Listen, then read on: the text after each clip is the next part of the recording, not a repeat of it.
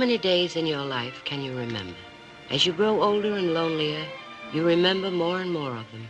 This day started for me like every new day. And then I noticed what had happened to the flowers. And I felt somehow today would be different. Mrs. Leslie! Oh, you're up early this morning, Kaufman. Well, I was just coming over to see you. The most terrible thing has happened. The most terrible things are always happening to you, Kaufman. But this is really terrible. You know that lovely just what? Not so loud. My roomers aren't up yet. Look, that bouffant I made for the little Creighton girl. Well, she's up in Santa Barbara to be married in the mission there. And her mother just called. And the aisle in the mission is too narrow for the hoops. Well, can't you walk sideways like a crab? Everything's a joke to you. But I have to go up there, and I might not be back until 2, 3 o'clock in the morning. I don't know what to do about Pixie. She can't stay alone until that hour. Well, when I was 16, I didn't need any babysitter. She has a date tonight after dinner, and if I could send over some chops for her, if it's all right. Kaufman, you kill me. A girl old enough to wear a sweater, and she can't even broil a chop. I'd be ashamed at not having taught her. Pixie's such a baby. Yeah. Well, you send her over, and I'll try and keep everything on a high plane. I won't even let her see me set the table. I'll just let her think it comes that way. Well, I'll leave a note for her. Mrs. Leslie? I don't want to wake her. Good morning, Miss Rowland. Don't you worry about Pixie. You just run along and be the Scaparelli of Santa Barbara. I'm going to Santa Barbara. I'm sorry to bother you, Mrs. Leslie. Oh, that's all right. Kaufman was just going. Bye, Kaufman.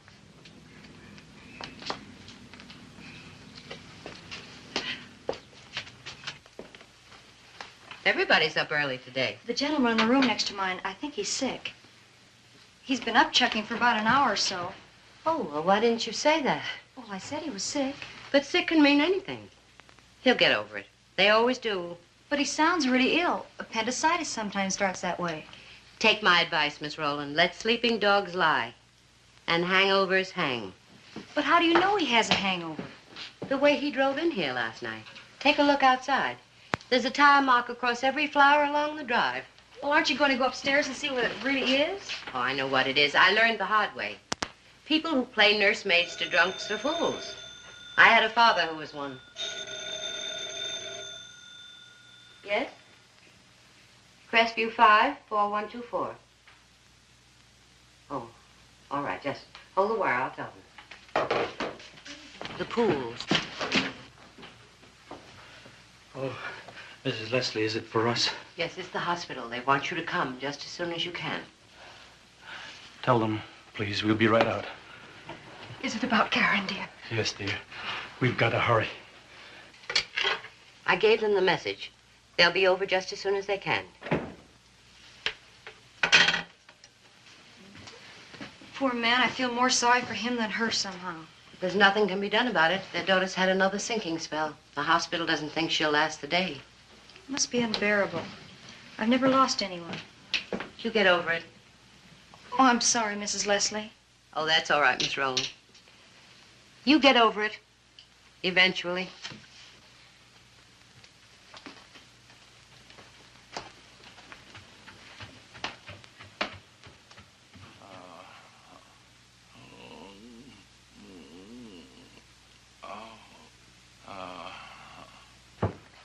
Mr. McKay? Mr. McKay?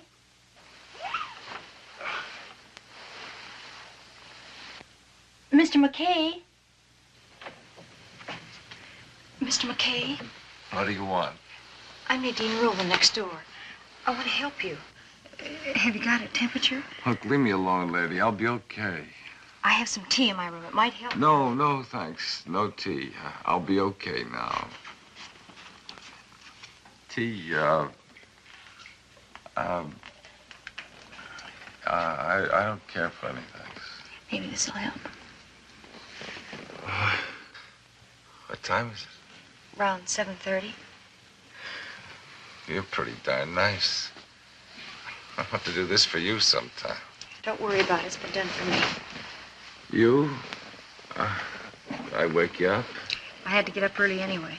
It's a big day for me, I hope. I have an audition. I'm sorry I woke you up. I'm sorry to be a nuisance. You sound like a man with a reason to get fractured. Got reasons I haven't even used yet. You better go now. Go on, beat it. Oh, did I say thanks? It's all right. You're nice. Oh, I said that, didn't I? Remind me to meet you sometime. Can't take advice, huh? I can't take suffering, even other people's. In my business, you can't afford to get involved. You've got to be a spectator. I've never seen you do this before. Well, it's for the fools. I thought you and your husband would like a little coffee before you left. Well, that's thoughtful, Mrs. Leslie, but we better not take the time. Herbert's ready. But it only takes a minute. We'd better hurry. Thank you so much. It's very thoughtful of you. I hope everything turns out all right. Thank you.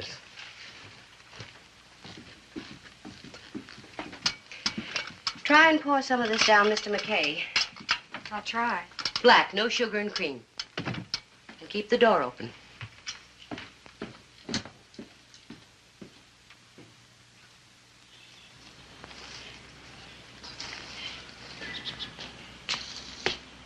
Good morning, Mrs. Leslie. Good morning.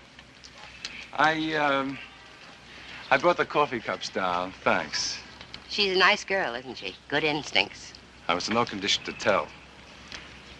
The coffee helped. I noticed you didn't even cut yourself shaving. Mr. McKay, you probably don't realize it, but when you drove in here last night, I don't think you hit the cement once. You know, flowers don't grow wild, even in California. I'm sorry. How much? Oh, I don't expect you to pay for them. I'd just like you to be a little more careful in the future. You know, it takes time and effort to grow flowers. I'm sorry, Mrs. Leslie. I'll be more careful. I wish you would. They add so much to the appearance of a house. Beverly Hills wouldn't be nearly as lovely without its flowers. Mrs. Leslie, whenever I'm stopped for speeding or something, I always tell the cop, okay, give me the ticket, but no lecture, please. So tell me what you want. Money? Blood? Just tell me, don't lecture. You're quite a man, aren't you, Mr. McKay? You're not afraid of anything. Cops or landladies or anything in the world.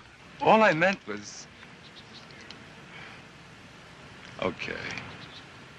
I'll be more careful about the flowers next time, Mrs. Leslie. I'm sorry.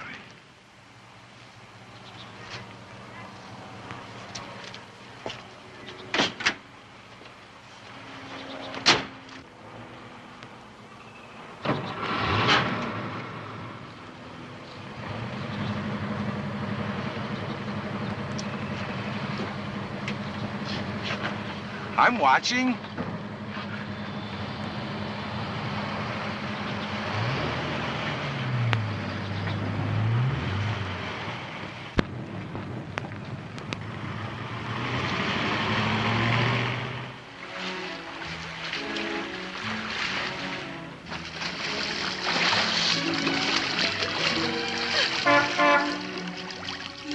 Isn't that the car I gave your brother? Be nice to him, darling. For Mother's sake.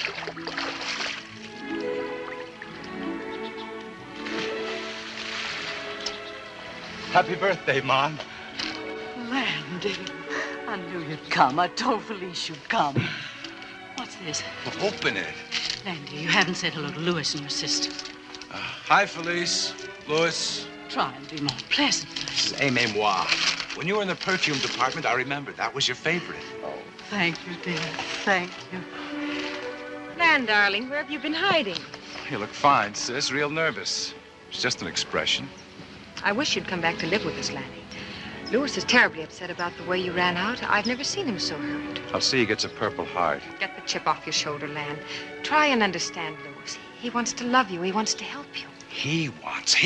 How about what I want? Land, dear. Now, look, I spent 2 years in Korea taking orders. And nearly a year in this place, jumping every time he snapped his fingers.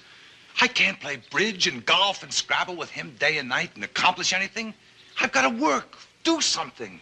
I don't want to be kept. You don't understand him, darling. Louis is lonely. Then why did you break up his home? He had a family he was getting along with. Don't you talk that way to me. Land, why do you fight with us? We love you. I lie awake nights wondering where you are. Mother, you can know where I am every night if you'll come with me. Get out of here. Will you do it, Mom? Mother.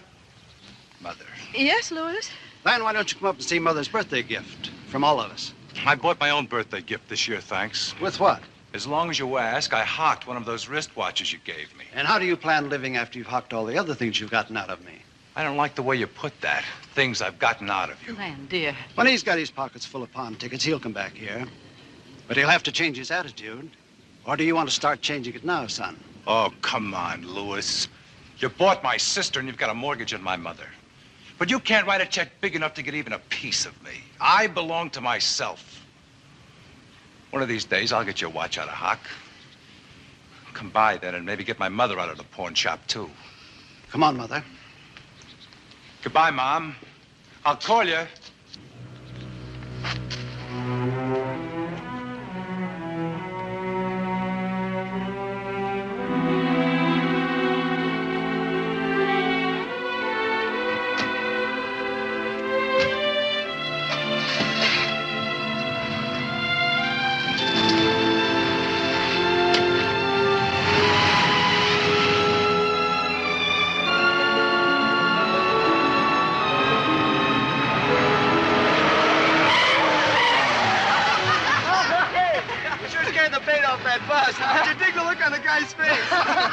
I'll change and be right out. Do you want me to help you, Pixie? Don't you wish you could? Shake it up, Pixie. We gotta get Diane here. Hey, let me try, Steve. No. Come on. No. Let him try, Steve. Hey, come here with my cigarettes.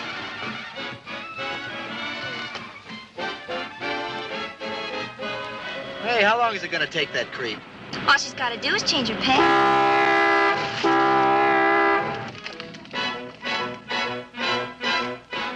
Thank you, ladies and gentlemen. Gosh, you're impatient. It only took a minute. Will you help me pick these up, honey? Well, I can't. My friends are in a hurry. But it's for your dinner tonight. You're eating with me, you know. I know. My mom left a note.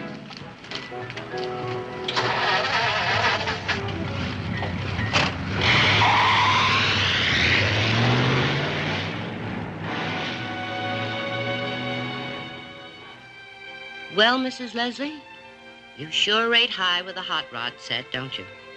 A fine way for kids to act. In my day, these are my days, whether I like them or not, because I made them what they are.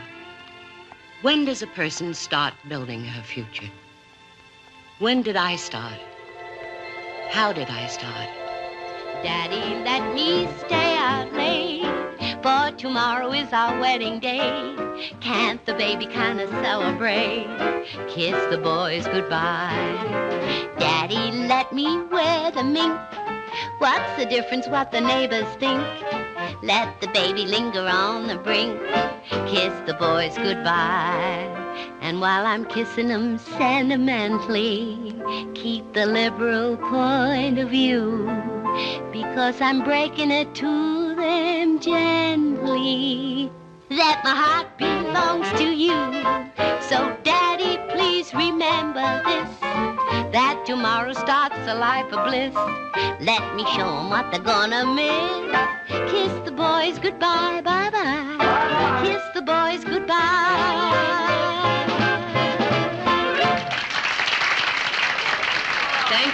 Thank you very much. Thank you very much, ladies and gentlemen. That's just a little ditty I learned at Miss Pringle's School for Young Ladies, just before the cops raided the joint. I like her sexy stuff the best. Don't you, Barney? Yes, baby, that's the stuff. And now, if the boys of the band, if Daniel and his musical lions will oblige with some background, here's a song about which the composer Beethoven once said, stop already. Shouldn't have done this, Barney. It isn't for George. Why not? A night in the town? It's good for him. How's your drink holding up, George? Fine. I'm in the mood for love, simply because you're near me. Funny, but when you're near me, I'm in the mood for love. Heaven is in your eyes, bright as the stars we're under. Oh, is it any wonder I'm in the mood for love? Why stop to think of whether this little dream might fade? We've put our hearts together, Now we are one, I'm not afraid. If there's a cloud Sing it, above. baby. Hi, Bon. If it should rain, we'll let it. But for tonight, forget it. I'm in the mood for love.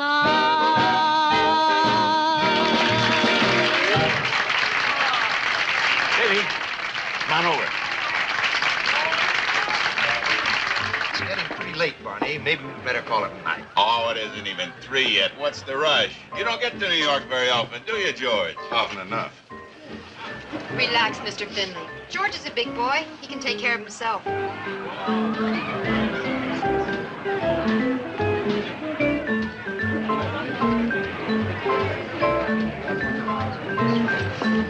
hi, Bonnie. I haven't seen you for a long time. Well, you know, Washington keeps a man pretty busy these sure. days. Say hello to Joe and Precious. Hi. Hi.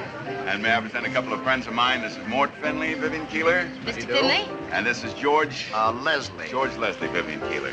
How do you do, Mr. We Leslie? enjoyed your performance, Miss Keeler. Well, thank you very much. I'm glad we stayed. We were going to leave earlier. Oh, come on, Finny. Just one dance. Sure, one at least. Come on, Joe. Sit down, Vivi, and keep George out of trouble. He doesn't dance. Come on, sit down, Mr. Leslie. Bonnie's fun, isn't he? It depends on your definition of fun. What's yours? I'm working on it. Would you like a drink? Oh, no, not for me. Maybe not for you either. Is that what Bonnie meant when he said about my keeping you out of trouble? You have a nice laugh. And you have a nice smile. You don't look like the kind that'd get in trouble, do you? Get in trouble, I mean. Depends on your definition of trouble. Are you working on that, too? No. Hi, Keith. Long time no see. The language of the local jungle. I bet I can give you a definition of trouble.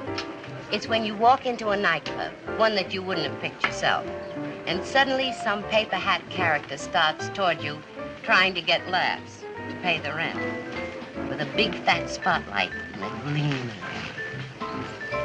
That's trouble, isn't it? That's trouble. Thanks. For passing your table?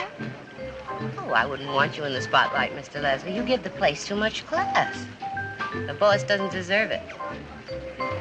If you want another drink, go ahead, order one. But I warn you, this bartender's idea of a highball is giving an ice cube an alcohol rub. Leo?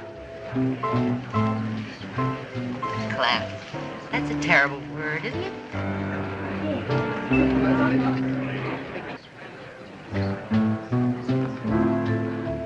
In a village smoke pit, you meet a lot of guys, but very few men.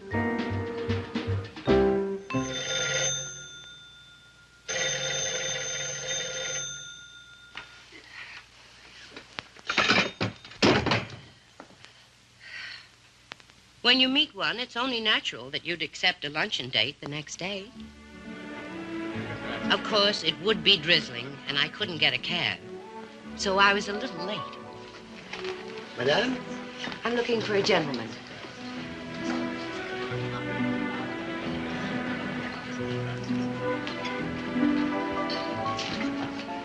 Well, could you give me a... I couldn't help but notice the cigarette stubs in the ashtray. I knew I hadn't been that late. But from the looks of things, he'd been that anxious. And I was glad. I'd been wondering how he'd greet me. You know, when you meet a person for the second time, so often it's hard to recapture the mood of your first meeting. But not with Mr. Leslie. He was easy to talk to. And I liked him. But he seemed to have something special that he wanted to say.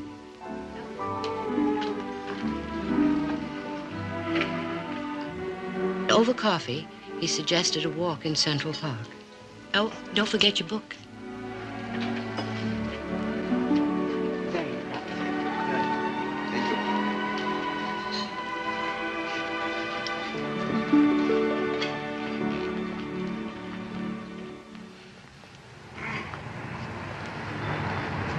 You know, you haven't said a word since we left the restaurant. You don't talk very much, do you? I'm a listener. Very important part of society, listening. Without us, who would the talkers talk to? Each other? Talkers don't listen to themselves, much less other talkers. Well, for a listener, that's quite a lot of gab. I may not say anything again until June 14th. But how else could I let you know? Know what? That I like you. It's coming through. I'm very flattered. It doesn't take much to please you. Oh, no, no. It takes a great deal. Flowers, mountains, pretty shoes, children, trees, and the smell of hot bread. How about you? When I find out, I'll let you know. The long, hungry search, huh? One of those deep men.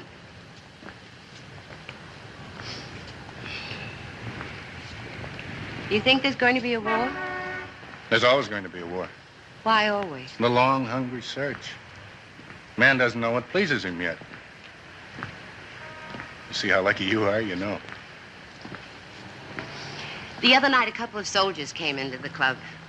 One of them was a Southern boy, just a kid. He was so excited about his first night in New York. And I asked him if it was going to be a war. And he said, "You're darn right there is, lady. They're not fighting us for no peacetime army." And then I said, "Well, who do you think we'll be fighting?" And he thought for a long time, and then he said very seriously, "Well, I can't say right off, but you can bet it'll be one of them foreign countries." Would you like to go to California? Oh, I should say so. Every year about this time, I start doodling palm trees. I've dreamed of a job in California, but they only book high-price acts out there. Do you make much money? Oh, I make $200 a week. When I work. That much? Is it? For what I do, yes. For what I spend, no. You make a lot? Yes. Doing what? Manufacturing. Suppose we get a cab. Why? Where are we going? California. But I have to go to Washington first. Wait a minute. You mean you weren't kidding back there? You were really serious about my going? I'm usually too serious. That's what a couple of specialists tell me. I have to have a vacation. Could you leave in, say, 4 days? I'll pay your salary for as long as you're gone. I tell you what, let you and me start a pen pal club. We'll keep in touch that way. Please, don't be angry. I don't mean it that way. Companion is what I want. We'll even be chaperoned. The last time I was chaperoned, she wound up with my date. You don't believe me about just friends? Are you sick or something? No, I'm perfectly well. Just tired. Nerves, I think they call it. Sorry, Vivian. Sorry for what? My invitation should at least have had the chance of growing out of a friendship. Penn Station, please. Why did you ask me to go with you, Mr. Leslie? Because I have to get away for 6 weeks. And I don't know anyone else I'd want to ask. Oh. Please don't make me ask you again if you'll come, Vivian. It was difficult enough the first time. All right. You've got yourself a companion, Mr. Leslie. Plays piano, sings risque songs, has wardrobe, and will travel. And there's something more than that. Oh, I know what I'm letting myself in for. No, you'll have to contribute whatever honesty there is to our relationship. Well, I'm no Boy Scout, but I'm prepared. Here's enough for 2 weeks. There's nothing binding. You're not happy after the first few days. I'll send the tickets up to your apartment this afternoon. And a note on making connections in Los Angeles. It's up the coast a ways.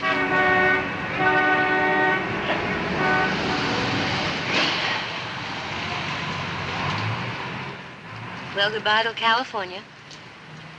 Oh, it's all right, Mr. Leslie. You're lost in the crowd of a big city. See you out west, Father.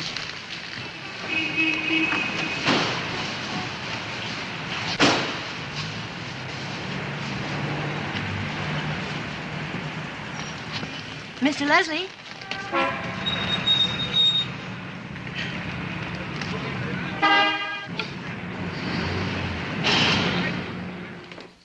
Hi, Rick. Rick, I'm going to California. Oh, you are? Yes, Monday, for 6 weeks. Who's the guy? Never mind, it's not what you think. But you've got to let me off the hook. I'll make up the 6 weeks. You got a little piece of paper with me, Vivi. It says you work. You ain't no Hilda guy, but you work anyway. Look, Rick. Sam, please. Well, Rick, I'm going to go anyway.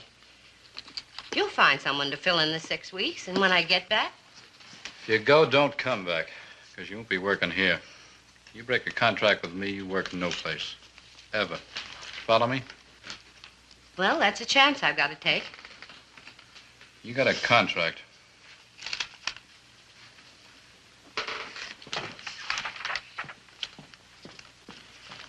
She ain't going.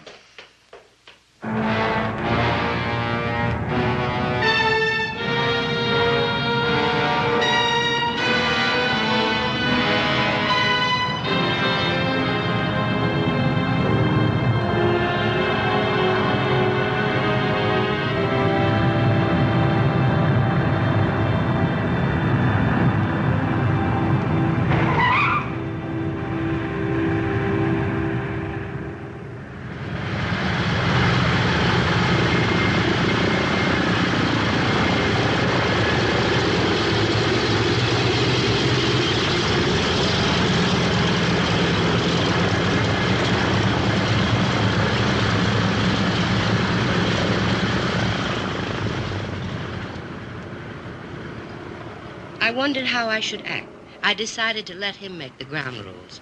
After all, it was his ballpark.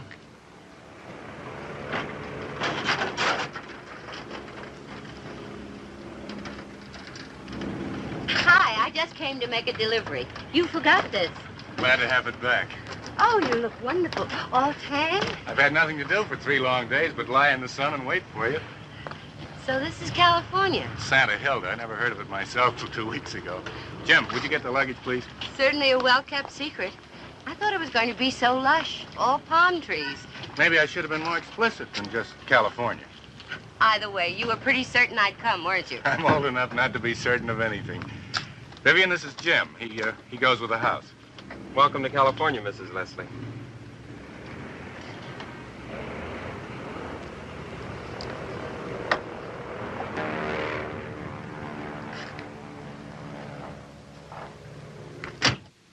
Mrs. Leslie. Had he told Jim that? Or was it just Jim's idea? I didn't know enough about Mr. Leslie to be sure.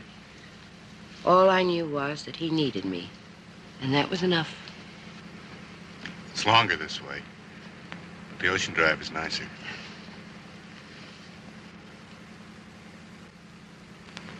Camilla will probably have lunch ready when we get there, won't she, Jim? Yes, sir. You'll like the house, Mrs. Leslie. It's a wonderful place for a holiday. Is it, Mr. Leslie? It can be. It's up to us.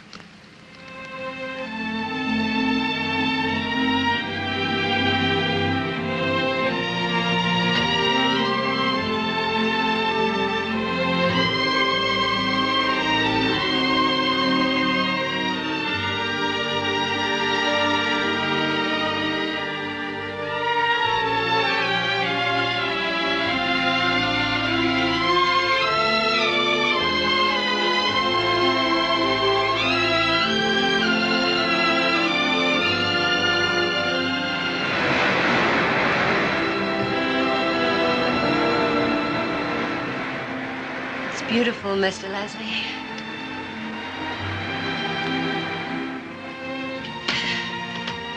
It's simply beautiful. Excuse me, Mrs. Leslie. When would you like luncheon served? Oh, well, that's up to you. Maybe after swim. Yes, that'll be fine, Camilla. Yes, ma'am. I suppose in the future you'll want to make out the menus? And what about the shopping? Well, I'm on my vacation. Why don't you tend to all that? Thank you. There's just one thing to remember. Mr. Leslie likes just a whisper of garlic in his salad dressing. Yes, ma'am. Just a whisper. I'm not sure I took the course for this. Mrs. Leslie, madam. You must have. You remembered my instructions to the waiter. Well, shall we, What? go for a swim? Now? Why not? I'll show you upstairs. You can change.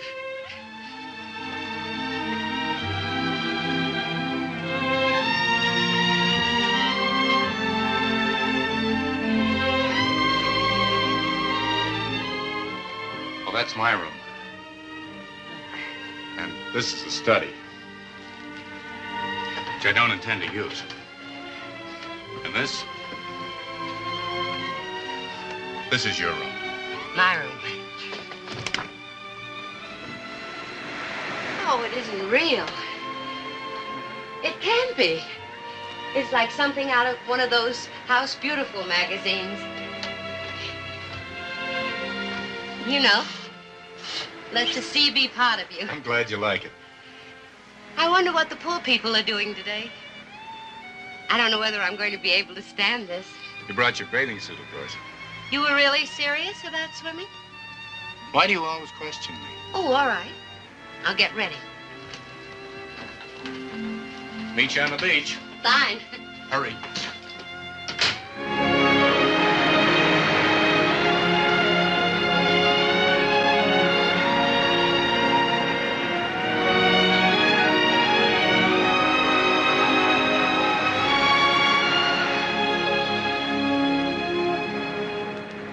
Sometimes I think that's the first time I really saw George Leslie.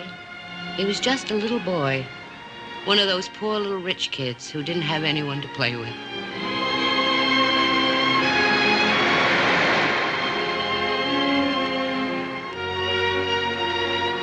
Hi. How's the water? Isn't it cold? No, not really. Looks kind of cold to me. Come on, let's go for a swim. I like to go in gradually. All right to leave my shoes here? Sure. Won't the tide come in? Oh, it's freezing.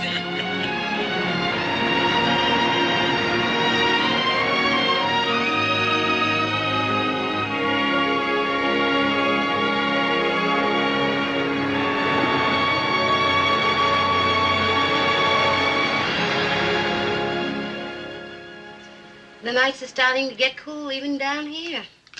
Mm-hmm.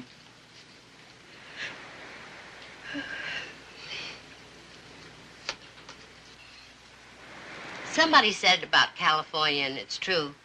No matter how hot it gets in the daytime, there's nothing to do at night. I'm sorry. What would you like to do? How far is it to Los Angeles? About 2 hours drive. You don't want to drive down there, do you? Oh, no. What's doing there? Meet me again. Would you rather I didn't read? No, don't be silly. Maybe we could do some surf casting. I had you pegged as the indoor type. All we've done for the past few weeks is swim and fish and ride and run. Mr. Leslie, you're the Buffalo Bill of the beaches. Quiet night around the little campfire ain't gonna hurt this old Calamity Jane none. Calamity Jane was Wild Bill Hickok's girl. Are you bored? Oh, no, I'm just catching my breath. I haven't spent so much time outdoors since I was dispossessed in 1934.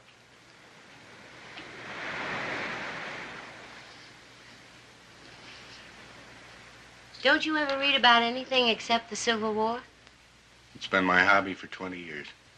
For the love of Robert E. Lee. Why? For the love of Robert E. Lee. Grant, Jackson, all the others. To me, they're as alive as anyone I know. But where's the suspense when you know how the war ends? Maybe you're looking for a book that says the South won. The South won by losing, Bibi. It kept America together. And as for suspense, it's full of suspense. More than any movie. More excitement than any mystery story from Poe to Chandler. Consider Jackson's genius. Imagine it transferred to the West. Do you think Grant would ever have been heard of if Jackson... Hold it, General. You sound like the H.V. Kaltenborn of 1864. I don't know a darn thing you're talking about. Believe it or not, that war was before my time. I bore everybody with my war. That's what a friend calls it, my personal war. Says I bury myself in it to escape today. Is she right? You know a lot about me, don't you? Oh, it's not exactly knowing. Most of the time, it's just feeling. It's probably for Jim or Camilla. Why are you so interested in soldiers, Mr. Leslie, honey? Their ability to fight, I suppose. To make a statement for their beliefs. Maybe because I find it so difficult to do that myself. Do you think men fight to make statements? I don't. I think they fight to protect what they have. Because if they don't, they get killed by some other soldiers who are trying to take it away from them. I guess I'm a cynic. On the contrary, Bibi. I admire your ability to reduce life to such simplicity. Pardon me, Mr. Leslie. There's a long-distance call for you. Thank you. It's nice having you here, Mrs. Leslie. Oh, thanks, Camilla. Has Mr. Leslie been resting well? Why wasn't he before I came? I don't think so, ma'am. Of course, it's none of my business, but we're quite fond of you folks, and we hope you're enjoying your vacation. Oh, we're enjoying it enormously, Camilla. Yes, ma'am. Good night. Night.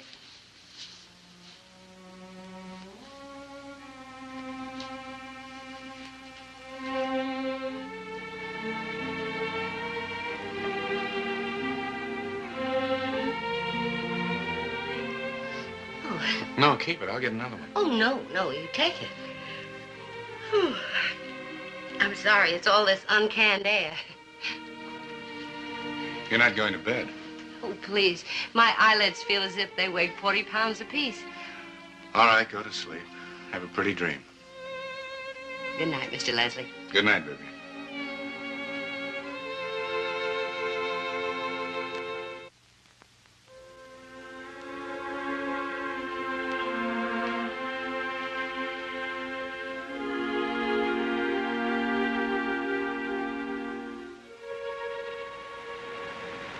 Poor man.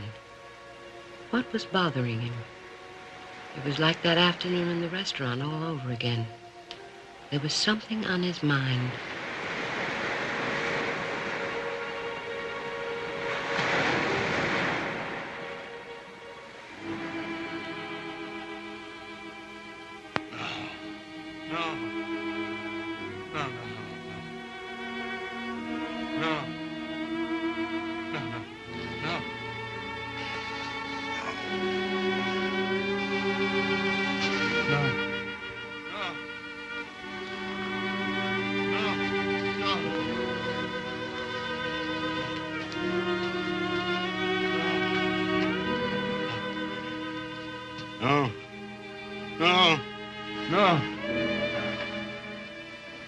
Mr. Leslie, honey?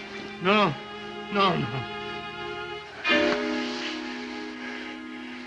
What is it? It's me. Vivian. Vivian. Are you all right? Must have been dreaming. It looks as if you've been fighting the Battle of Fredericksburg right in here. Oh, you're soaking. You ought to change into something else. Come on, I'll straighten your bed for you. I'll take care of it. Go back to sleep. Go on. Go on. Go on.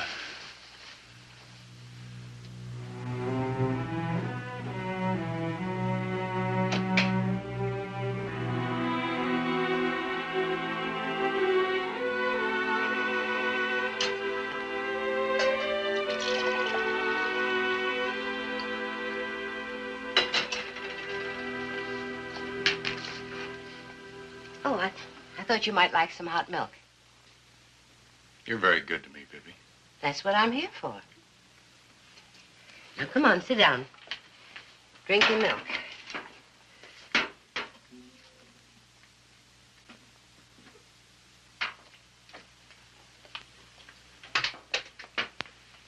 Why don't we make this a breakfast? In a couple of more hours, we can be out trolling, get some fish for dinner. All right.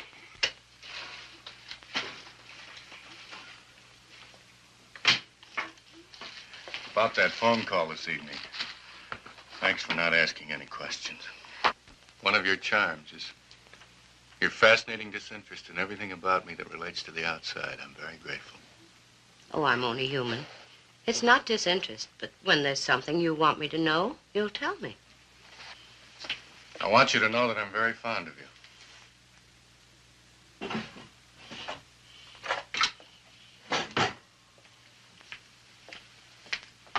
Scramble?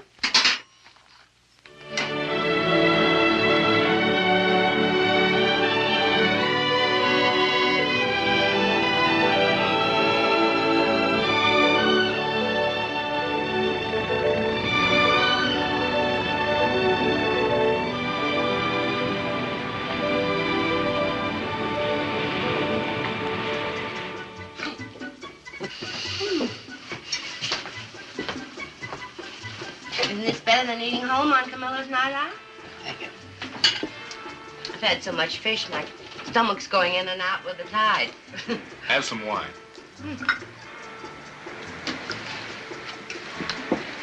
Let's drink a toast to all the fish we didn't catch. That's to every fish in the Pacific. To their health. Oh, wait a minute. No, let's do it this way. I saw it once in the movies. To the fish.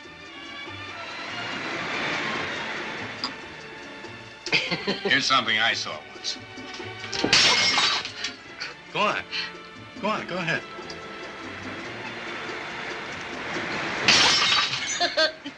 It's fun. Appeals to everyone's urge to break something. Mr. Hackley, some more glasses, please. Listen, mister, them glasses cost 26 cents apiece. Bring all you got.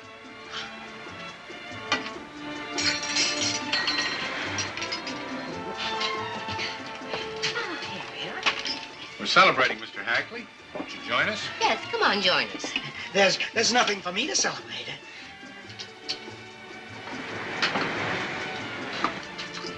Another toast to the fishes. And to the fishermen.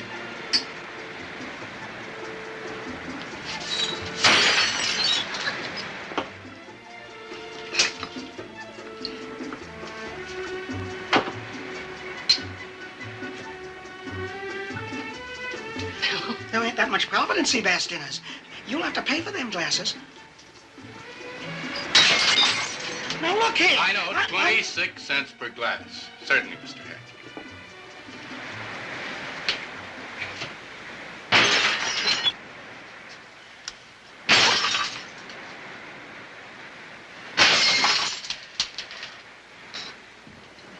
No more glasses, Mr. Hackley? What a shame. There's your bill, mister. $3.12 extra for glasses. If I pay for them, they belong to me, don't they? Broken or not? I reckon so. We'll sweep them up and put them in a bag, and I'll take them along. They belong to him.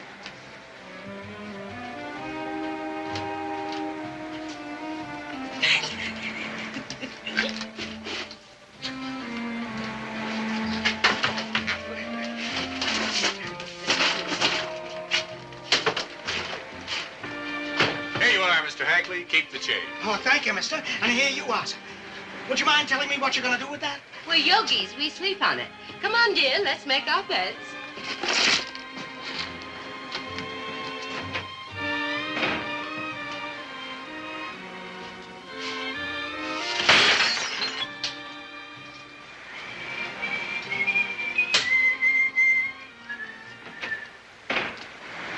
See? Barefoot can be fun. So can fish dinners and cheap wine. Anything can be fun if you have someone to share it with. Who taught you how to laugh, baby? You must have had wonderful parents. I had a wonderful mother. If she'd been married to anybody else but my father, she might still be alive. I had to teach myself to laugh. I was pretty well cried out before I was 15. I had to come here. You didn't. But you came, and I'll be eternally grateful. You've done more for me than my doctors, my pills, my everybody. How can I thank you? For the first time in my life, somebody's made me feel as if I had a purpose. That's thanks enough. Sunday, I'm going to that little church in town and try to take up where I left off 15 years ago.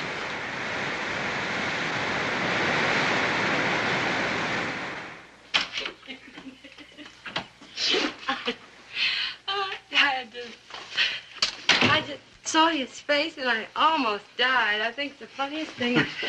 What are you going to do? May I get you something? Oh, yes, I'd like some coffee up in my room.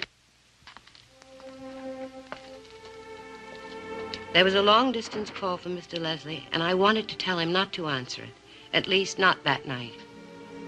Funny how you get hunches about some things. Yes? Oh, come on in. Libby. Coffee? No, thanks. I'm afraid I'll have to go back. You mean now? Tonight? Jim will drive me into Los Angeles. I have to make a 6 o'clock plane in the morning. I tried to stall. Oh, that's all right. I understand. Why don't you stay on? I have the house till the 15th. No, I'll go back with you. On another plane, of course. I hope we can do this again. Maybe next year. Vivi, you're the best companion I've ever known. And Lee was the best general, Mr. Leslie, but they paid off on Grant. Please, Vivi. It was wonderful. Really wonderful. That's what makes saying goodbye so much harder.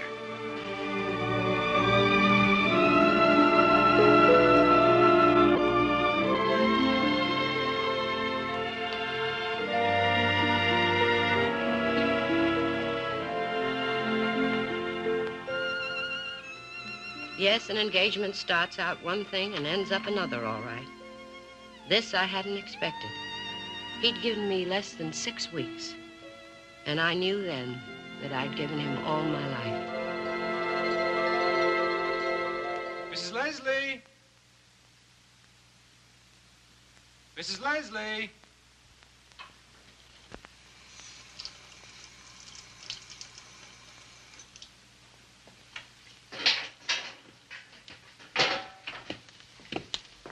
Miss Leslie. Miss Leslie. Yes? I wonder if I could ask a favor of you.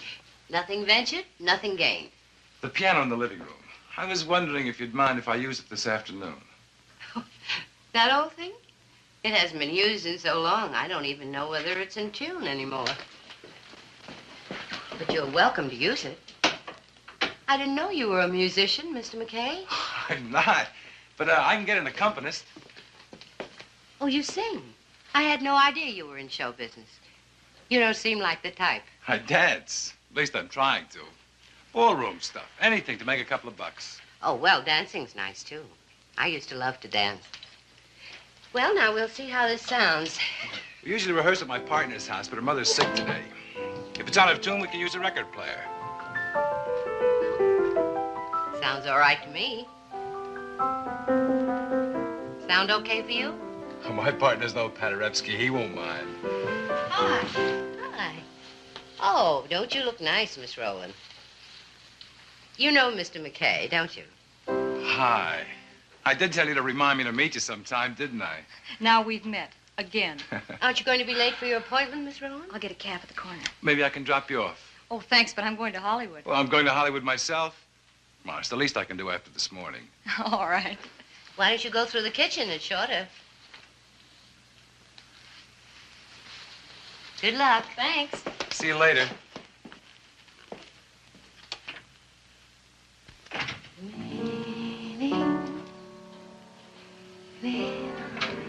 TV Center, you said? Yes, please. You, doing a show there? No, I'm auditioning. Caslin's starting a new series. Private Eye stuff. They're looking for a secretary. Secretary? Well, you know, those private eye secretaries. Well, here. She walked in and her hips moved like swans on a silver lake. Her blue-black hair gleaming like a raven's wing. How about that? That kind of secretary you could be. I'll buy a 21-inch set if you get the part. If I get the part, I'd better get the part.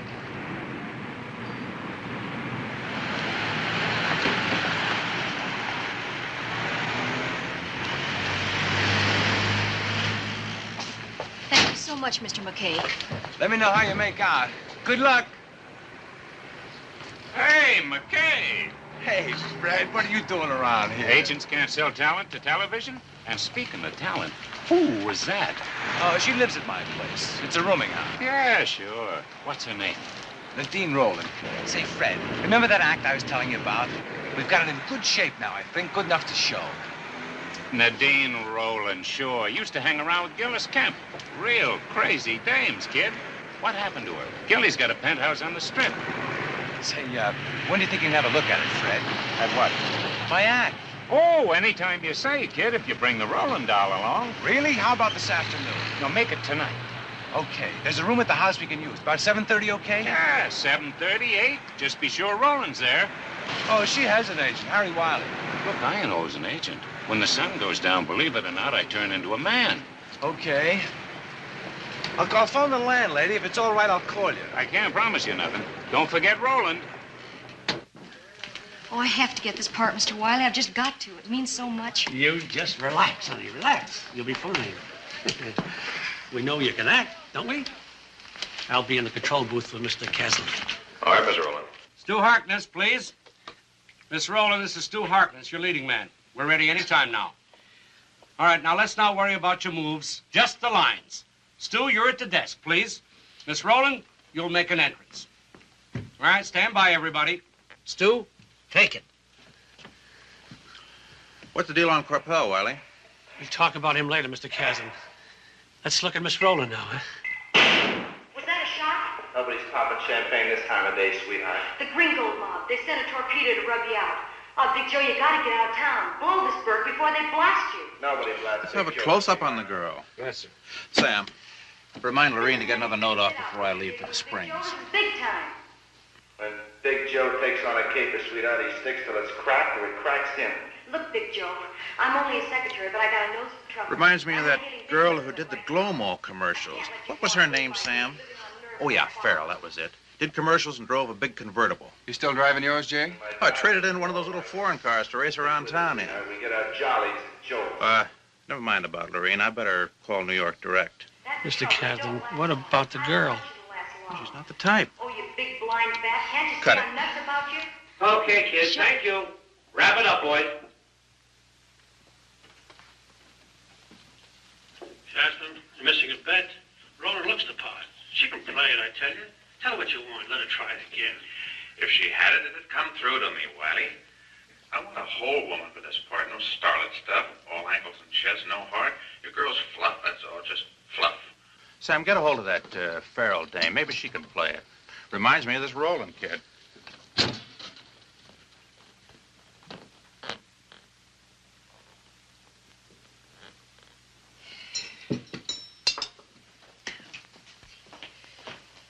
Oh, good evening, Pixie. I was just thinking of calling you. Well, I told you I'd be here. What are we having for dinner? I don't like chops. Put your things in my room and then come and sit right down here. It's all ready.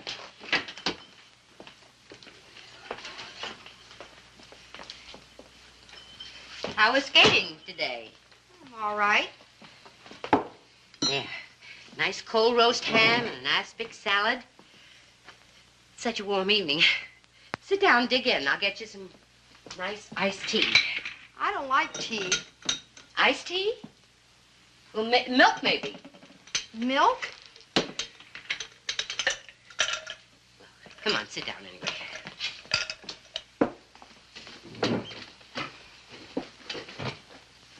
Aren't they pretty? Beautiful things make you feel beautiful inside. Here, have a hot-buttered roll. Do you have a root beer? Yes, I have. Well? Well, what, Pixie? Well, can I have a root beer? Yes, sure. It's right in the icebox. Well, I can't get out.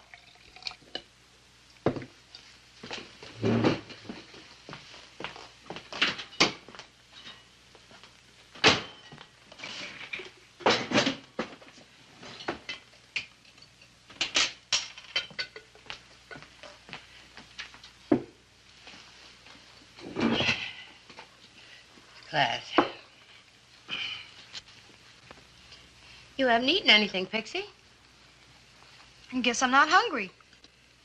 That's the trouble with you children nowadays. How do you expect your brains to work if you're undernourished? My brains work. Turn on the radio, huh? Do you like music, Pixie? It's all right, I guess. Well, good music, I mean, like Beethoven and Offenbach. Who? Dizzy Gillespie. It's all right, I guess. Who's your favorite orchestra? Gee, I don't know.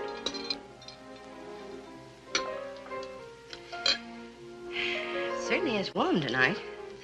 I wonder if your mother found the weather any cooler out in Santa Barbara. Gee, I don't know. Well, it should be cooler there. Have you ever been to Santa Barbara, dear? Uh-uh. What places have you been, Pixie? You ever been abroad? San Diego, I guess. Gee, I don't know. Oh, no. Been all over, I guess. Well, I mean foreign places. I mean to Ketchikan, maybe, or Madagascar. Tijuana? Gee, I don't know. Has Iris next door got a television? Gee, I don't know.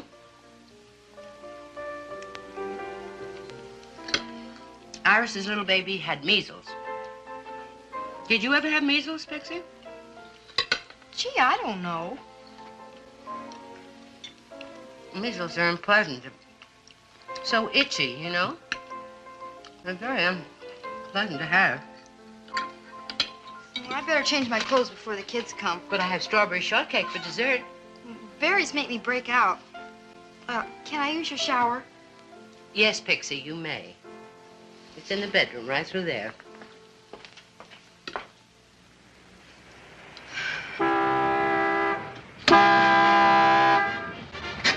You sure we're supposed to pick her up here? Next door, she said, at Leslie's rooming house.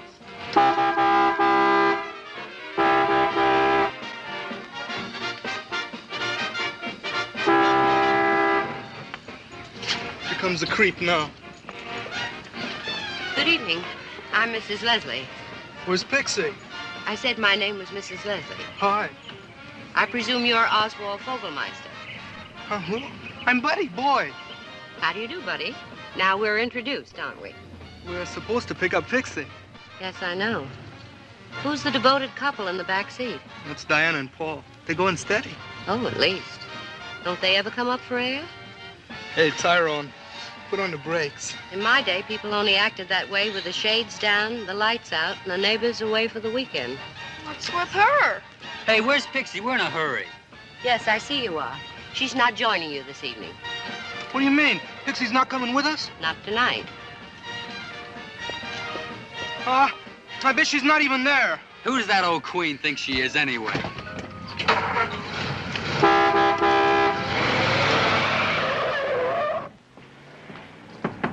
Yeah? What time is it? I'm almost ready. We're giving a sort of a little party here tonight, Pixie. One of my roomers, Mr. McKay, is a dancer, and he's going to show his act to an agent. He said he'd like an audience. Would you like to stay? I already have a date. No, I'm afraid you haven't. I sent them away. You did what? Sent them away? When? Just now. They've gone. You've got a lot of nerve, Mrs. Leslie. It didn't seem safe to me. They're my best friends, and you've got some sweet nerve doing that. Diane's father is a very wealthy man, and Buddy's mother has a diamond brooch, and they're very well known in society. Does your mother know any of them? What difference does that make? And besides, what's it any business of yours? Boy, gee, what nerve! Pixie, put that down. My mother lets me. I don't believe it. I take my responsibilities very seriously. Tonight, I'm your mother. How could you be anybody's mother? Why, what I heard, you weren't even married. Of course I was married. Then where's a picture of your husband? Who was he? Mom says you're just an old maid pretending you were married. Shame to own up to you never did get yourself a man. If that's your mother's opinion, I don't imagine she'd fancy your repeating it. It's the truth, isn't it? Sure, it's the truth. So don't you tell me what to do. I bet I know where I can find my friends, too.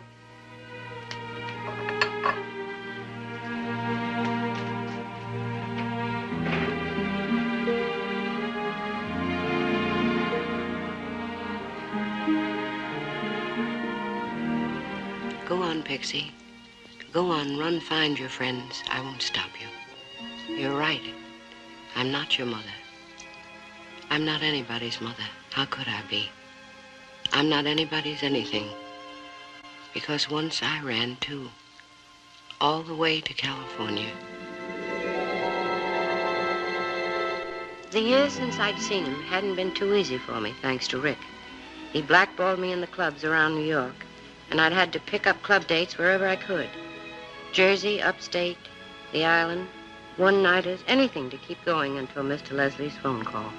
Oh, I've had a very busy year this past year, Mr. Leslie. I've been doing a lot of reading. History books.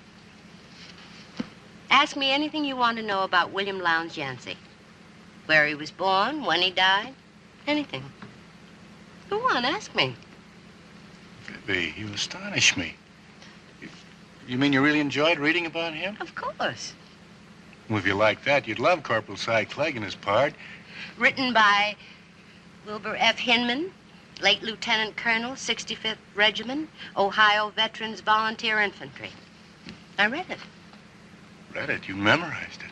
I also read Rebel War Clerk's Diary and The Wearing of the Gray, Jeff Davis's memoirs. I even read your precious Romans Beauregard. Oh, Bibi. Poor Bibi.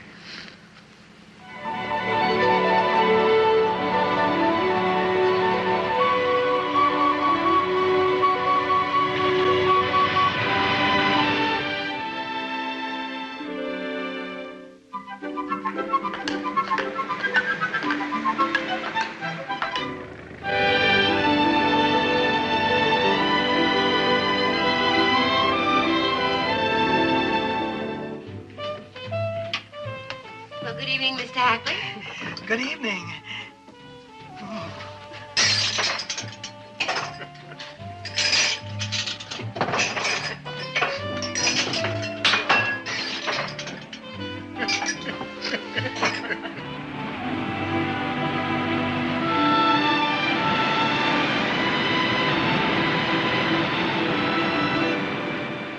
Those club dates aren't enough, are they? For instance, how much rent do you pay on your apartment? $50. Okay. There's phone, utilities, laundry, heating. Where do you manage pin money? Oh, I just buy plain pins, Mr. Leslie, honey, not platinum ones. But suppose you were sick. You couldn't work for one reason or another. Bibi, you're not secure. I'm secure 6 weeks out of the year. How many women can say that? You're sure there are fish down there? The way you live the rest of the year. You're on thin ice, Bibi, thin ice. Oh, well, I'm a good skater. You should have seen me when I was a kid. I was the best skater on the lake. I used to love the winters because that meant skating. I started telling him things I'd never spoken of to anyone before. About a house hidden among maple trees, and a little girl in a green coat, and a mother who had hot chocolate and cupcakes waiting when I brought friends home from skating.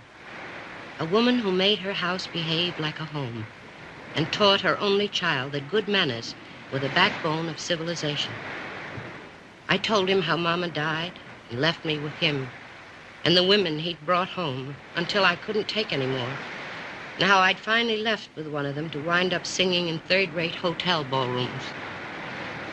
What a rotten break, Bibi. To have such a great start. Oh, don't be sorry. I'm a very happy woman now. I didn't mean this to sound like the memoirs of a fallen angel. You're sure there are fish down there? That winter, I knew there was no more reason for me to doubt or to fear. I knew he'd come to Santa Hilda again next January, and I'd come with him. For 46 weeks, I could live somehow, because I knew that when January came again, I'd be there.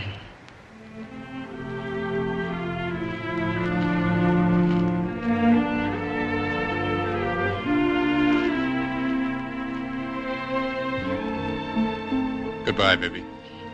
Take good care of yourself. You too. Don't work too hard. Keep your same phone number. Don't make it hard for me to find you next year. I'll try not to. Goodbye, Bibi. Goodbye, Mr. Leslie, honey.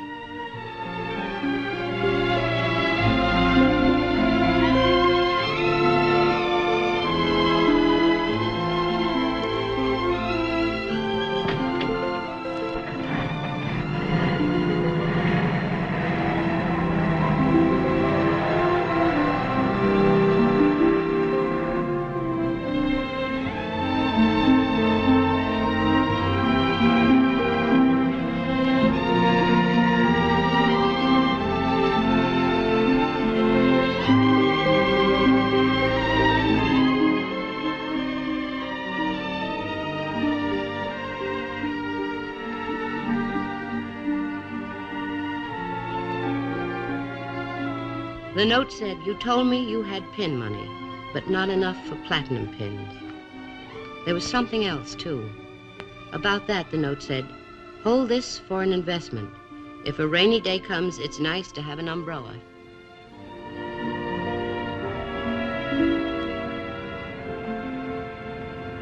My investment was a dress shop. Something steady. That's what I needed, and that's what I got. Welcome, partner. You won't find the dress business as exciting as show business. Oh, I know what I'm doing. Do I sign here? Yeah.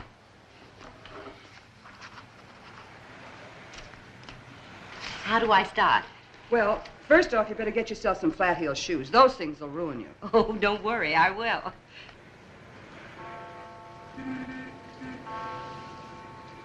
Nine o'clock, Miss Keeler. Closing time. Oh, thanks. Mr. Pope, do you think you could find Robert E. Lee's autobiography for me? Well, no. Nobody could. Well, you mean he didn't write one?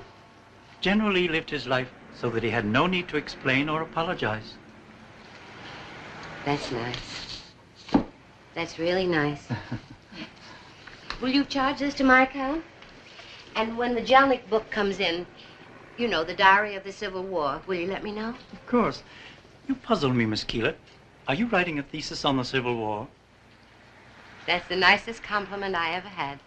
That's all you ever read about. You know, if you're not busy this evening, maybe you'd like to drop into the Newsreel Theater on the Avenue. They're showing a very well-done short on Matthew Brady. The photographer? An artist. Lots of his Civil War pictures. You might enjoy it. Maybe I will. On a night like this, an air-cooled movie wouldn't be bad. Good night, Mr. Pope. Good night.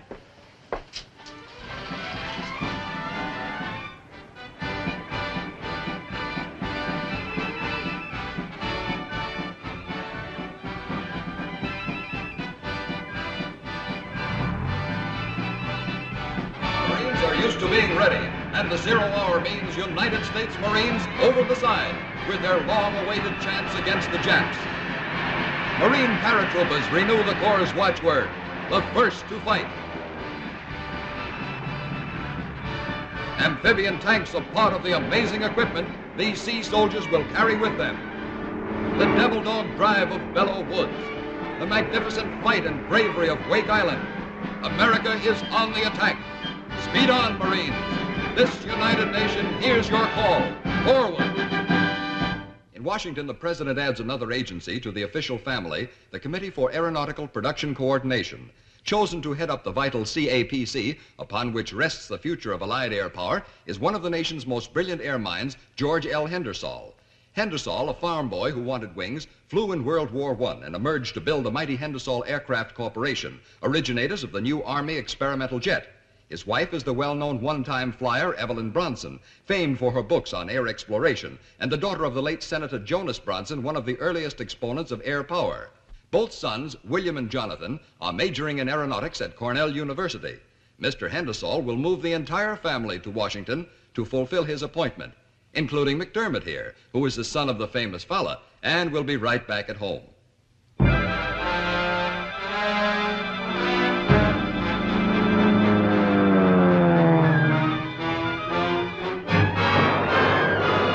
Defensive war, but offensive war.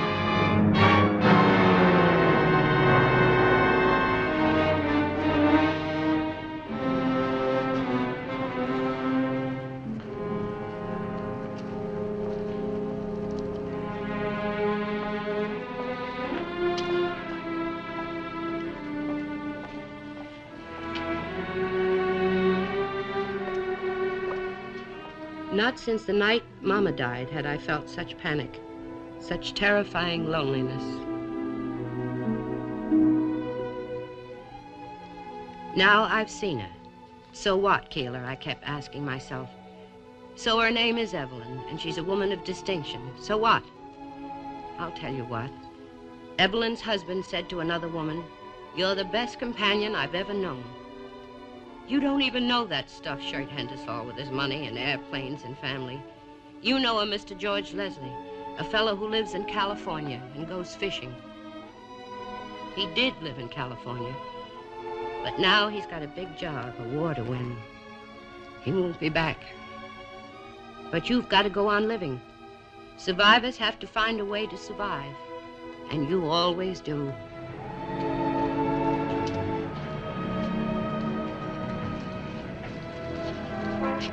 Here we are, Mrs. Stells. Thank you. And I hope you enjoy it. Good night. Good night, Miss Keeler.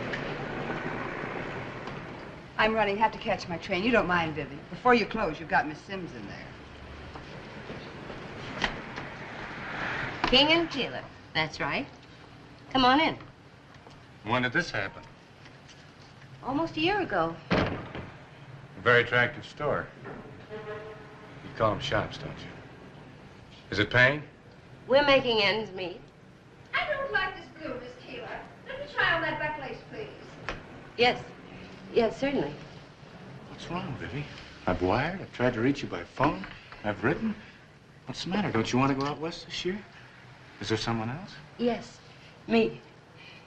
I'm a businesswoman now. I can't afford to pick up and take off anytime I feel like it. You feel like it? What about that black dress, please? See, I have responsibilities now. Here you are, Miss Sims. Thanks. I hope I'm not keeping you. That's a very complicated answer. Now, what's happened? I just don't know what my plans are. I may have to go to Europe, a buying trip. Well, if that's what you want to do, we can go to Europe this year. The important thing... The important thing? Europe? California? You see, you don't even know what I'm talking about. Will you help me with this zipper? I don't think this does much for my figure. I have such trouble trying to... Oh, for heaven's sake, what are you trying to do to me? I'm sorry. It was terribly clumsy of me. It just isn't my day, I guess. No. No, I don't like this either. I'm sorry. Hand me my dress.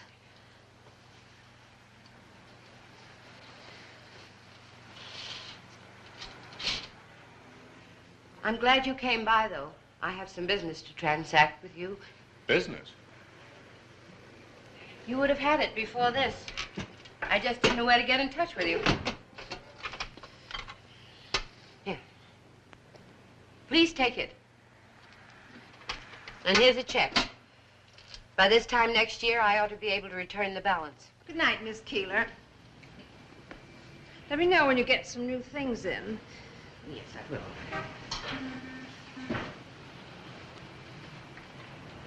Good night, Miss Evans.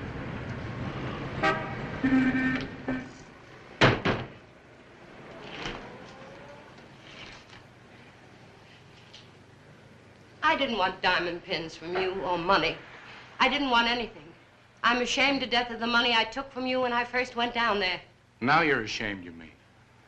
Do you think being in business has given you respectability? Respectability? I like to think I always had that. You did. Only then you didn't realize it.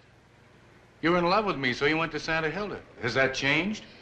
Look, it's closing time. I've had a hard day. The money's yours and so is the pin. You're going out with me tonight, now, for a drink or dinner. Put those things back in the safe and let's go. You're making it harder for me to say what I wanted to from the beginning. I didn't think I could afford it then. So I only gave you half my name. You suspected that, didn't you? 2/3, really. Vivian, I'm George Leslie Henderson. One of those $1-a-year men, only I don't work a year. I take 6 weeks off. But that isn't what I wanted to tell you. Because... Which okay order, do you know? We'll order later.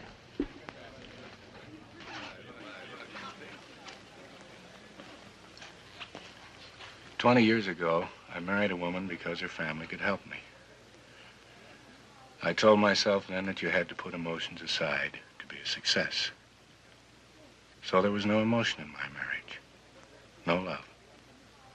It was the biggest mistake I'd ever made. I built a trap for myself, and I didn't see any way out until that vacation with you. That first one. I didn't realize that I'd been in a trap until I found a whole new life with you. It lasted less than 6 weeks, but it meant more to me than all the years before. There are reasons why I haven't been able to do anything about it yet, pressures in my work, from my sons. I have 2 boys. From society. But only with you can I turn the pressures off for a while. With you, I'm George Leslie. The man I'd like to be. Can you forgive me for not having told you before? Thank you for telling me.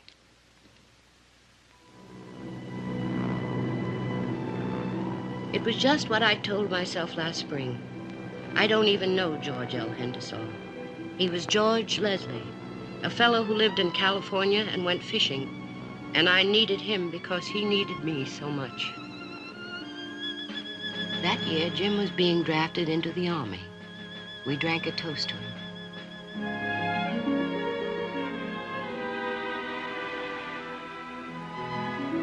Jim will make a fine soldier. I hope by this time next year the war is over and he'll be back with us again. I hope we'll be back. Is there any chance that you'll have to go too? Not for very long, Bibi. They've got me chained to a desk. I wish there was something I could do to help. Maybe I'll entertain the troops. Sing for them. That would be helping, wouldn't it, Mr. Leslie? They'd love you, too. You'd be something like the Hutchinsons. The who? During the Civil War. The Hutchinsons went around singing for the Yankee troops, only it didn't last. They had to stop. Stop? Why? The Hutchinsons were singing a lyric that Whittier had just written, to the tune of one of Luther's hymns. What was it? It was pretty stirring. It went something. What gives the wheat fields blades of steel? What whets the knife for the Union's life? Something, hark to the answer, slavery. That must have been dynamite in those days. Dynamite, yeah. Yes, it was. What were the men dying like they did at Stone River? Murfreesboro? Yeah. We'll be late for dinner.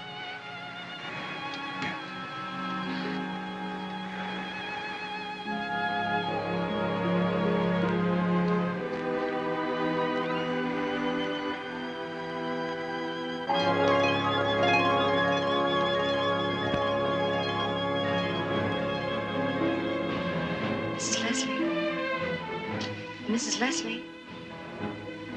Mrs. Leslie. Miss Rowland, we've been looking for you. Were there any calls for me? No, Mr. McKay is trying out his ballroom act. He'd like you to join us. Oh, how do you do I look all right? Sure.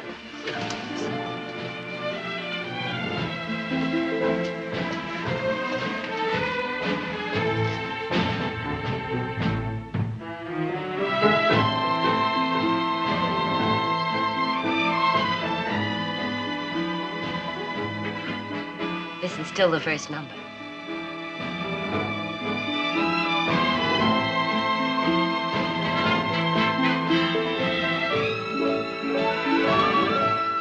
That's the girl's family. Isn't the baby cute?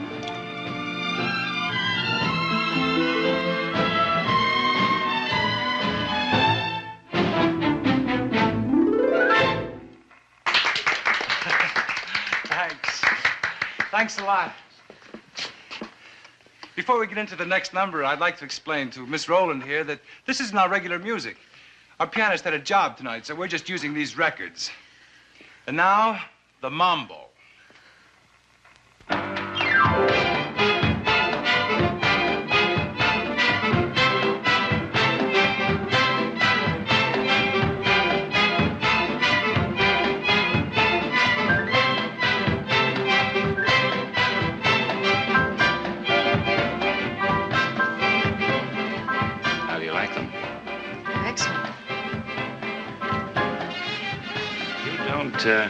Remember me, do you? Blue? Fred Blue. No, I'm afraid not.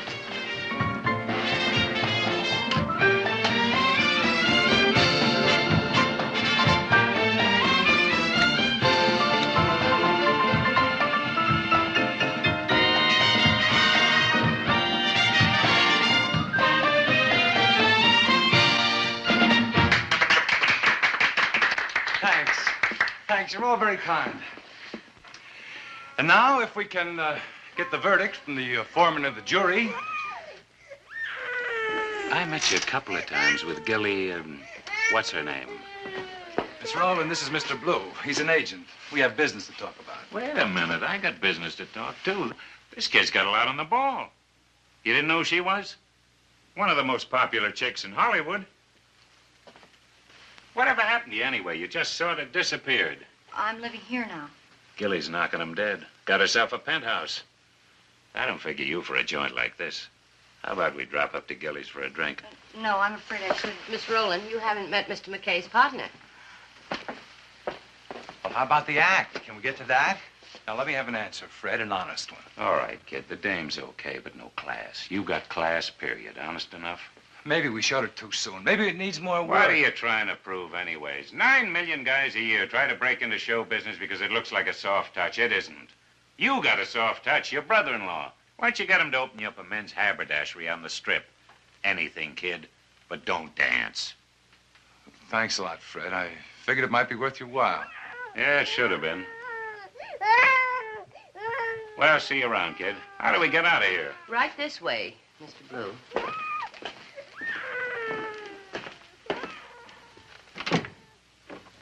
Say, in case I want to give the little girl a ring later, what's the number here? Maria doesn't live here. No, I mean the Rowland girl. What's the number? It's a long-distance call from wherever you are, Mr. Blue.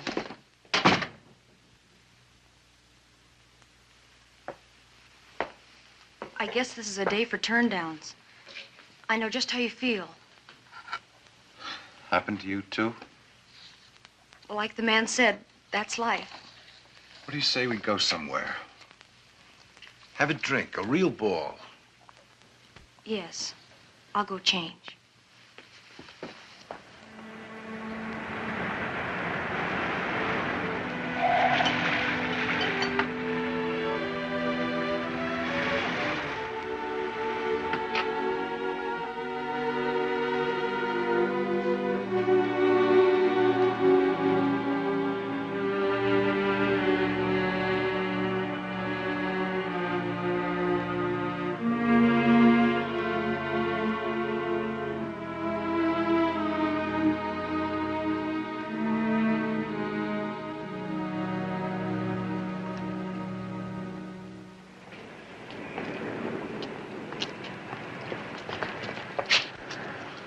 I'd better go home.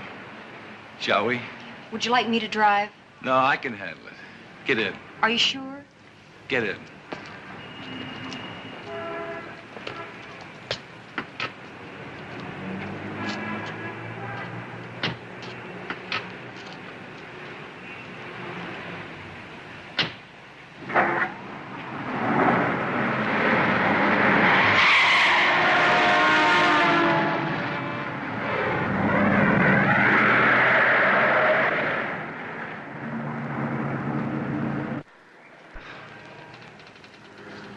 We might have been killed.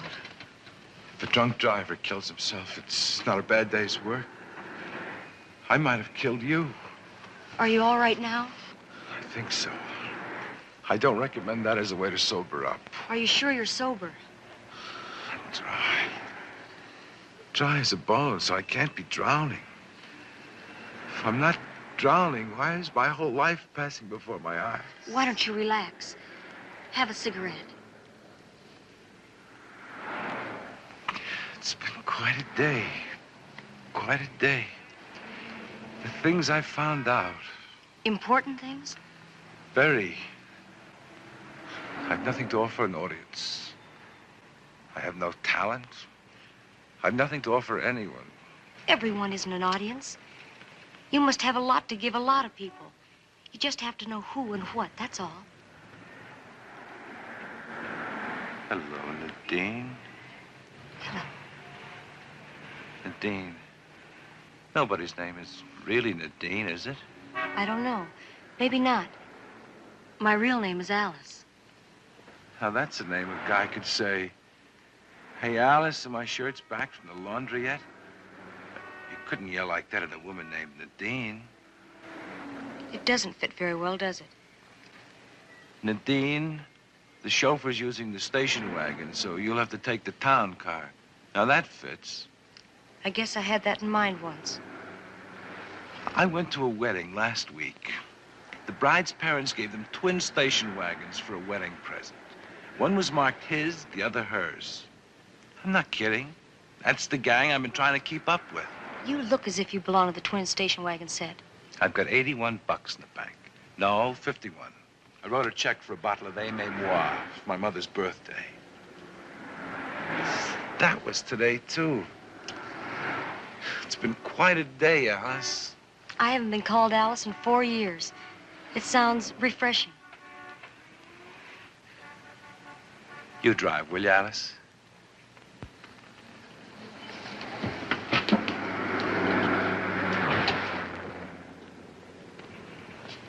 It's fine out tonight.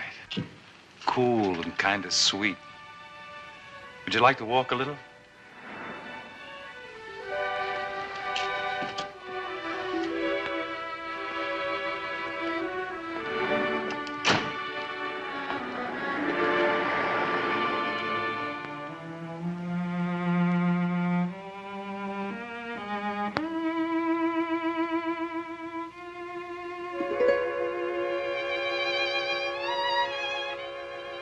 No commander has ever enjoyed a more loyal staff or more devoted subordinates. On the morning of the 15th, the army began to move through a dense fog that blanketed the valley and completely hid all movement. In general terms, the plan was for General Steedman to move out on the extreme left and threaten the rebels' right flank. The cavalry on the extreme right and A.J. Smith's corps were to make a grand left wheel to assault and overlap the left of Hood's position. The pivot of this wheel was to be formed by Wood. Bibby, why did you start reading all this stuff? I don't mean tonight, I mean before. It made me feel closer to you, Mr. Leslie, honey. It's a long time between years. Yes, it is. I'm a pretty shoddy guy to be doing this to you all these years. Asking you to make a life with me that's measured in weeks. No, I wouldn't have it any other way. It's a perfect arrangement. Think of all the other couples that have to lead the dull, monotonous other life. The same old faces every morning at breakfast. The same old quarrels. Habits. Boredom. 52 monotonous weeks of the year. Bibby, that's the fox and the grapes. Oh, no, it isn't really. Once in my life, I have no illusions. Here, I'm warm and alive, and it's sweet. Outside, out there, I don't know what it'd be. If you're happy, we're lucky. I'm lucky. If happiness is luck, Bibby, I am too. You've given me something I haven't had since I first saw a plane in the sky and began to reach for it. Peace, Bibby. Peace and contentment.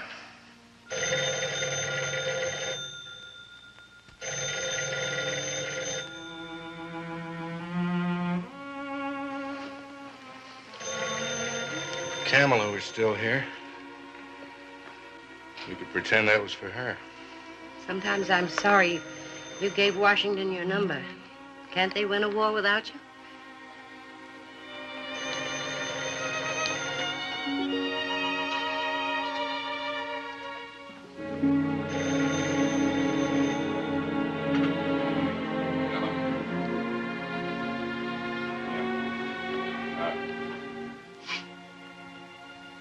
He never told me, and I never asked him.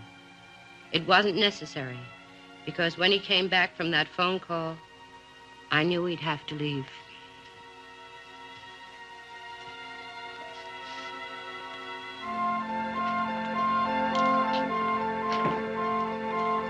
He was to take the plane for Los Angeles at noon. I had to wait until the next morning for a connection to New York.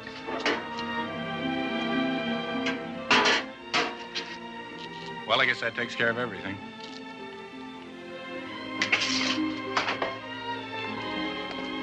Why don't you stay here?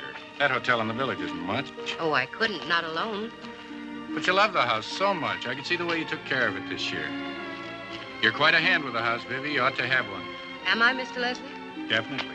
I'll buy this one for you. No, I wouldn't want to stay here. Not without you.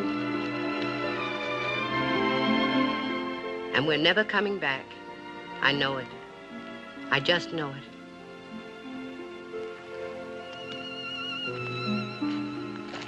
Maybe when we're old and gray, I'll buy another one for you to take care of. A little house with a big porch where we can sit and rock.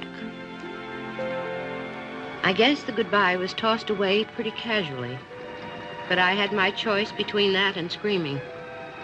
It was like that every time I had to tell him goodbye. Only that time, it was harder than ever. I felt something I was afraid to admit even to myself. All aboard.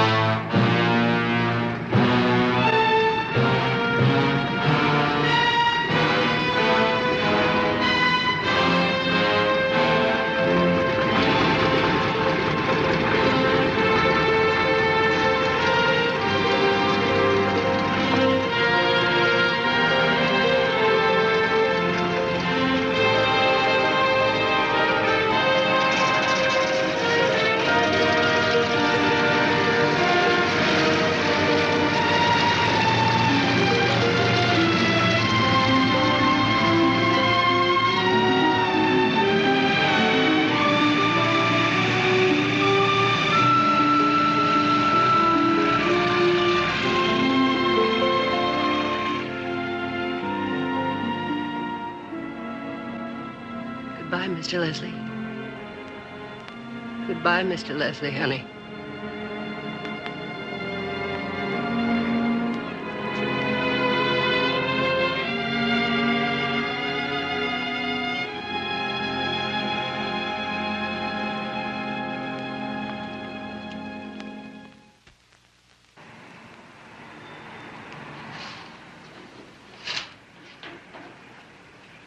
What is today, the 13th or the 14th? August the 14th. Oh, thank you. 1945. I need a vacation, honey. Maybe when you take yours this winter, I'll go too. Close the place for a month. Well, if the war really ends, maybe we can get away earlier this year. Let's pray. Here we are, Mrs. Fine. Hey, Gene, turn on your radio. The war's over. The Japs gave up. It's all over. It's all over. Please. It's over. The war's over. In a specially summoned press conference, speaking in a soft, restrained voice, President Truman told the newsmen the enemy had accepted the surrender terms. Simultaneous announcements were made by government chiefs in London, Moscow, and Chongqing. In Washington, it was announced that Isn't this President great? Truman would address the nation. All over. At that time, Wow. we can all calm down. What a long binge enough this town's going on tonight.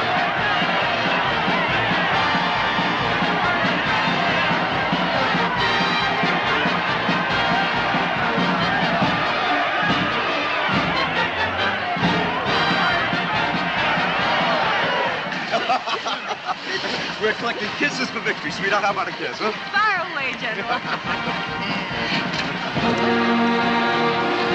Hey, what's the matter, sweetheart?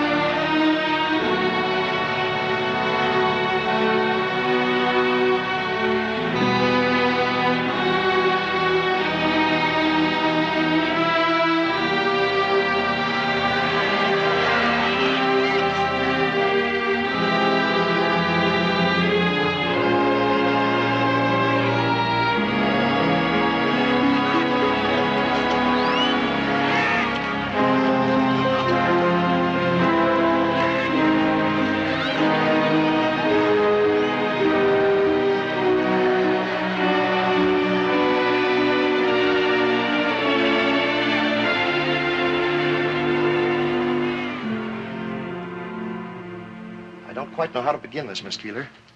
Perhaps it would be better if I just came to the point. Yes, if you would, please, Mr. Finley.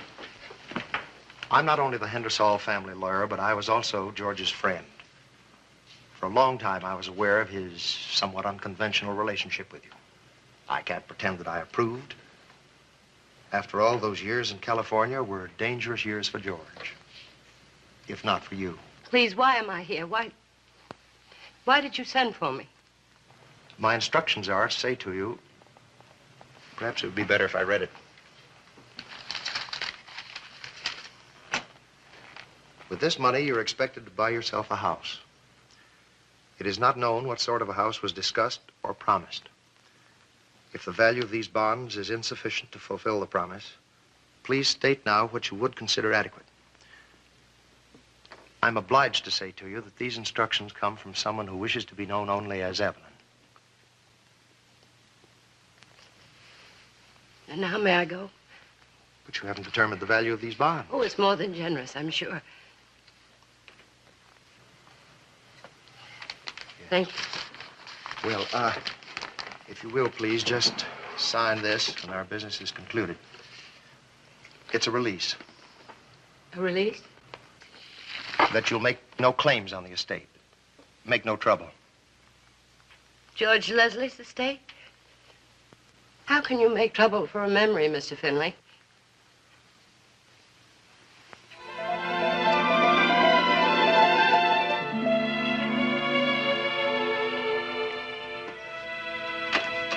Mrs. Poole, I want you to take this. There's a rebate on your room. You've been awfully kind, Mrs. Leslie, for a stranger. None of us are strangers, Mrs. Poole. I know what it is to lose someone you love. Here, let me take this one.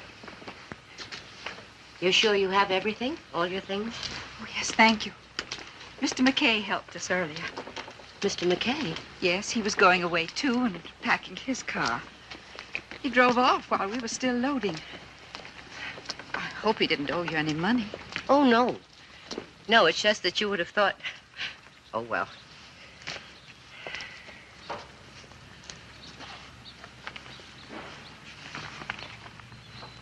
Goodbye, Mr. Poole. Goodbye, Mrs. Leslie. Thank you so much for your kindness. Oh, no, that's all right. Goodbye, Mrs. Poole.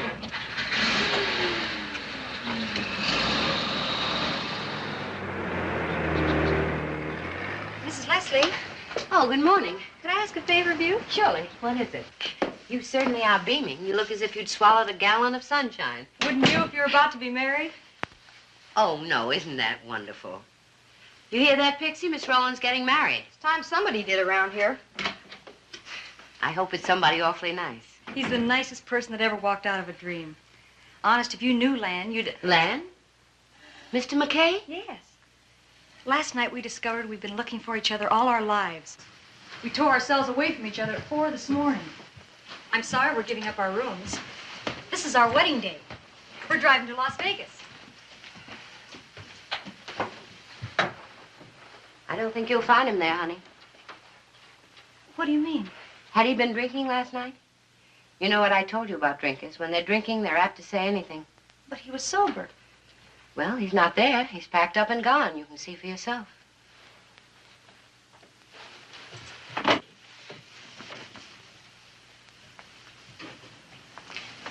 He'll be back. Nadine, honey. He'll be back. He's got to come back.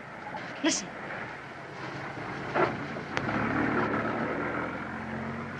While you're waiting, why don't you come and have a cup of coffee with me?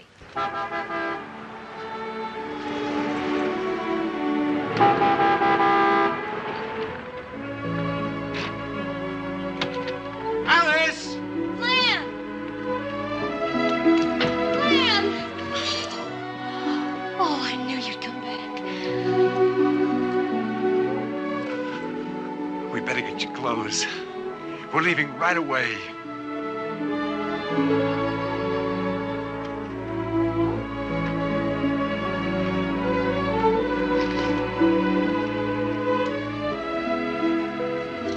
You don't want to forget this. Oh, thanks, Mrs. Leslie. You're a doll. If I'd remembered this, I'd have sold it along with my car and the other stuff. That's why he was up so early. Well, you better hold on to it. Everybody needs music sometime. We'll make our own. You better hurry. It's going to be 120 crossing the desert. Not for us. We've got an air-cooled cloud. Any idea where you'll be?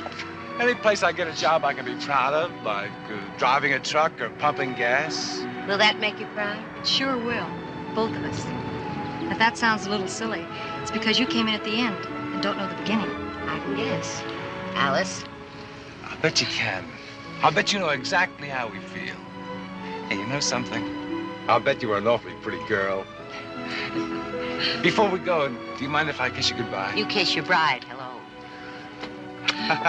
Hello, Mrs. McKay. The world's going to be all right as long as we have kids like you two. Do you mind a tip from an old-timer? Be honest with each other. Give everything you got. Don't settle for half. You gotta have it all. Marriage, kids, the works. It cost me a life to find that out. All right, Mr. McKay. I'm not a traffic cop. I can't give you a ticket, so I won't give you any more lectures. Bye. Goodbye, and thank you. Goodbye, Mrs. Leslie, honey.